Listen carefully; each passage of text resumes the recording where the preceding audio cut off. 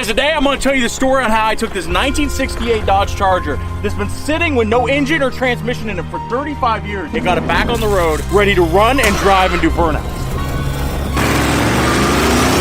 Before we do that, we got to get you back to the beginning of the story.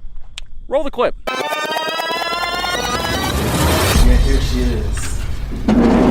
We can roll her out if you want to really take a look at her. Thing's pretty solid for what it is. What was the story on it when you got it, do you know? It was a one-owner vehicle. Really? And it was in the family since they bought it brand new. And it's set in a shed like the rest of them always do for 20, 30 years.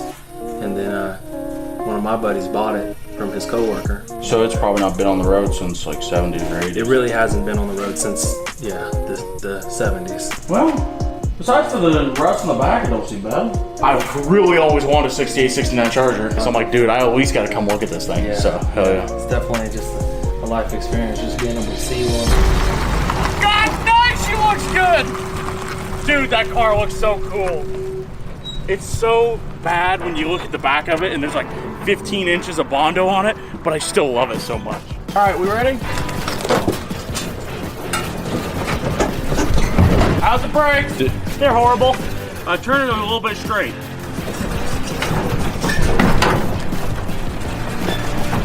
Turn to the passenger side. Back to the passenger side. Passenger side, passenger side. All right, straight, straight. It's in here. All we gotta do now is make a game plan on how we're gonna make it run. Let me grab the Sharpie. Bam. Sharpie, step one. Engine. Good news is I know where we can get one. As you can see behind me is the standard of luxury in 1979. This is an old ass Winnebago. This is a Walter Whitemobile, a crack shack. But you wanna know something? This Winnebago is special. And this Winnebago is special because that bad boy right there, because that is a big block Mopar engine. Now we gotta take the engine out. I've got an idea though. It's gonna be great. This right here is a perfect disassembly tool. 95 horsepower of disassembly. I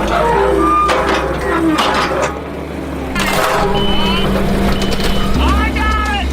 Man, this is a heavy goddamn motorhome. Come on, Kubota. You got it! You got it, baby! You got it! Oh, I love this so much. This is a great day.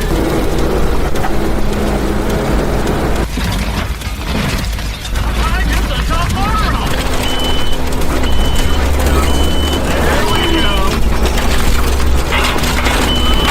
Oh, yeah, baby. I messed up the wiring. Dude, this is an expert way to remove the motorhome in a short amount of time. Hey, you think we'll tear the sides off of it? Well, I thought. Hello, sweetheart. How are you doing today? I might have missed some paint. Oh, yeah. 5 minutes, I've had this entire motorhome destroyed. Basically, all we gotta do now is take the sides off, scoot everything back a little bit, and bam. Just pull the engine right on out. Come on. Come on, motorhome, let's go! Let's go, motorhome! Dude, a tornado came over and flipped over my RV. Damn, that's gonna suck. What am I gonna live in now? Let's see what we gotta do here. So we flipped the RV over. All we gotta do now is take off exhaust, driveline. Got a tranny cooler. Okay, take tranny cooler out, motor mounts, tranny mount, and I think we got it. So we're gonna go ahead and pull all that stuff out, and then we'll hook a chain to this engine, see if we can yank it out of here. This time, boys, we are getting ready to pull the engine. Oh yeah, that's gonna work.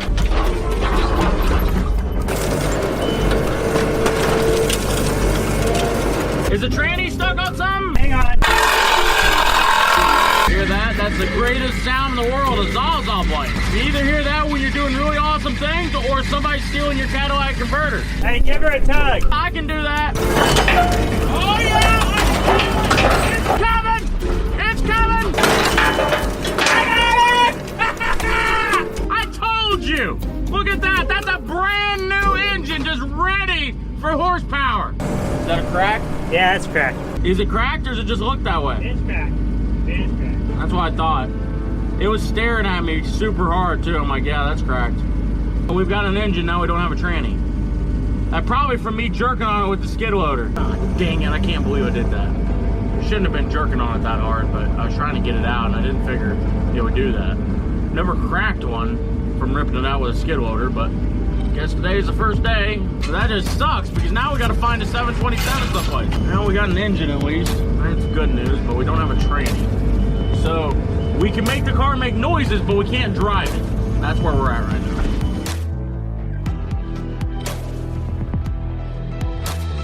If you want to sit rep on exactly what's going on, we have taken 3 million parts off of that pallet over there, a whole extra engine, like 2 extra transmissions, 4 different cylinder heads, 35 extra carburetors, and we've made this. And this right here is a 440 big block that is going to be ready to go into our 68 Charger to make horsepower, smoke, and burnouts happen. You know how long it's been since I heard a 440 big block roar to life and do burnouts? Like 2 weeks.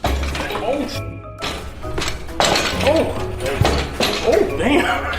Dude, this is like the sketchiest thing we've done in about today.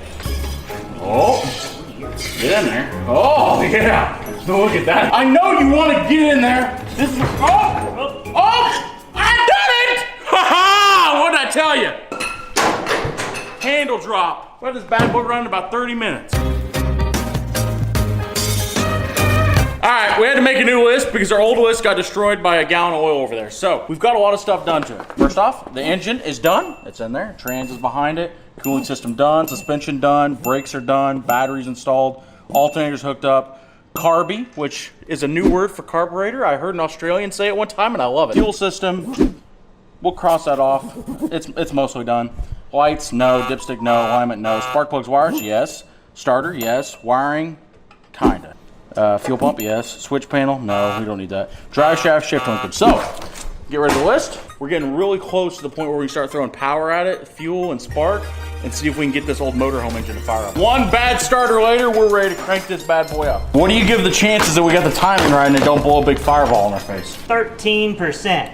That's some pretty good odds. You ready? Good to go.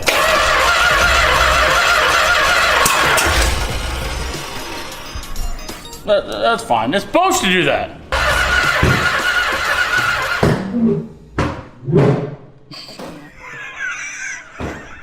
Okay, turned it too much. Turn it back a little. It was blowing flames out the front. Then whoop, whoop, whoop.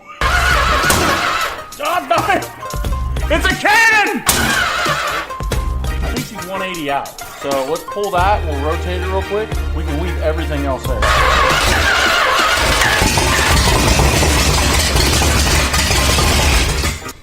Oh my God, it runs!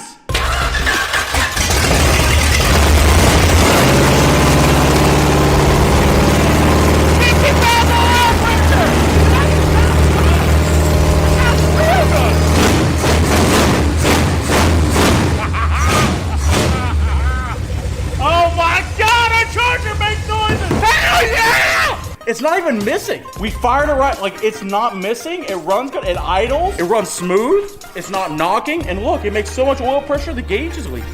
That's pretty good for an engine that we tore out of a motorhome. Now we gotta see if it'll move. It might not. The transmission I bought like at 1 a.m. in the middle of Missouri, but it'll probably work. All right, go ahead. Ignition.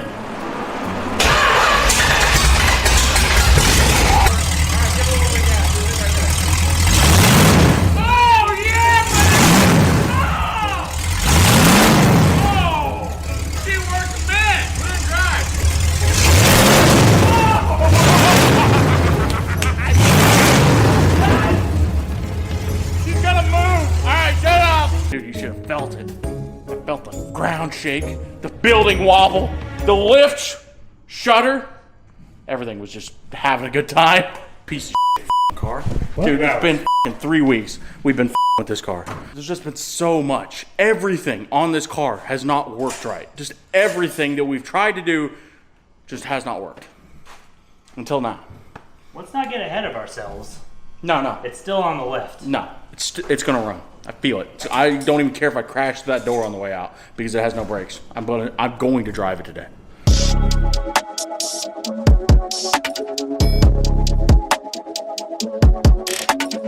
Dude, this is the first time in 35 years that this car has ever moved. Ready?